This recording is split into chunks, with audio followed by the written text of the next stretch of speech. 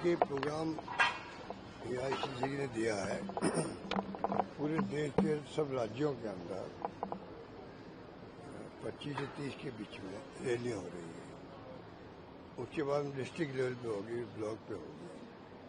पूरे देशवासियों को बताया जाएगा कि जिस प्रकार ये फाशिस्ट ताकतें जिनका लोकतंत्र में यकीन नहीं है, ये कैसे संविधान की धज्जियां उड़ा रहे हैं, वो सबको मालूम है कि क्या क्या देश में हो रहा है। चाहे चुनाव हो, इलेक्शन कमीशन हो, जुडिशरी में दबाव रहता है, और जिस प्रकार इनकम टैक्स, ED और CBI ये तमाम जो हरकतें हो रही है, माहौल ऐसा बन गया कि लोग चिंता करने लग गए।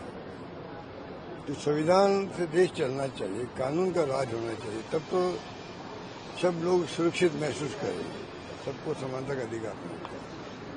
तो उसी के अंतर्गत भी जो सोनिया जी और राहुल जी पे जो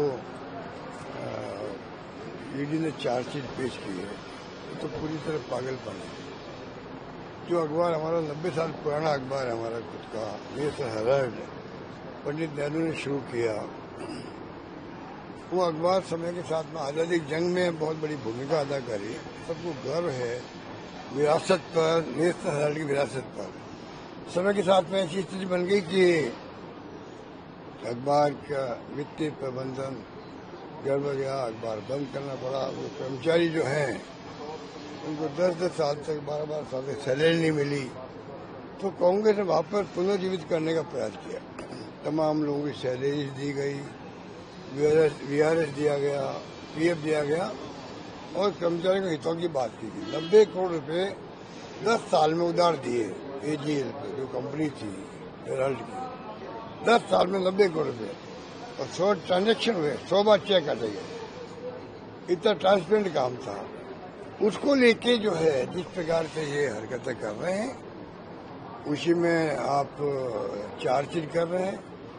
और जो कंपनी बनाई गई यंग इंडियंस के नाम से, वो कंपनी नॉन प्रॉफिट कंपनी है, वो जिसमें कोई भी जो उसका डायरेक्टर है 1 रुपया ले नहीं सकता, कोई तरह का लाभ उठा नहीं सकता। नॉन प्रॉफिट कंपनी कहलाती है कानून के अंतर्गत। जो 2013 में अमेंडमेंट हुआ था, 1956 का कानून था पहले कंपनी लॉ का, धारा 25 थी। अब अमेंडमेंट हुआ 13 के अंदर, धारा 8 हो गई।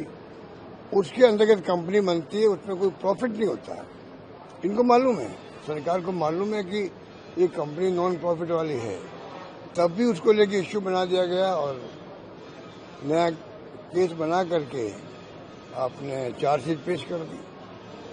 तो आप सोच सकते हो कि जब सोनिया जी और राहुल जी पर केस हो सकता है, चार्जशीट पेश हो सकती है, हिंदुस्तान में कितने हमारे कार्यकर्ताओं पर, खाली कांग्रेस के नहीं, जो भी विपक्षी दलों के कार्यकर्ता है, काले झंडे दिखा दो। अभी सीकर में दिखाया, धरना दे बीकानेर के अंदर, तो लोग अरेस्ट कर लिए गए, तंग किए गए।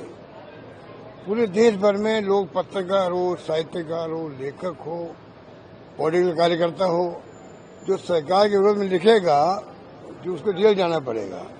कितने लोग जेल में बैठे हुए हैं, किसी को मालूम है क्या?